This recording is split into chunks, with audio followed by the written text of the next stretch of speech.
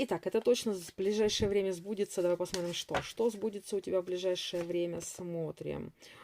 Что здесь такое? Почувствуешь свою силу, почувствуешь, что прям ты в центре внимания, смотри, как хочется сказать, да, а знаешь, что почувствуешь, что какому-то мужчине очень солидному ты нужна, что он прям мечтает о тебе, да, что-то уже, посмотри-ка, жди страсти, огня, жди каких-то эмоций и действий от мужчины, который просто, вот посмотри, может быть, издалека едет к тебе, да, или издалека жди известия от него, да, потому что тут между вами звезда.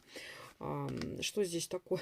Тут про страсть, тут про эмоции, тут про огонь, да. В общем, что-то ждет тебя прям ого-го.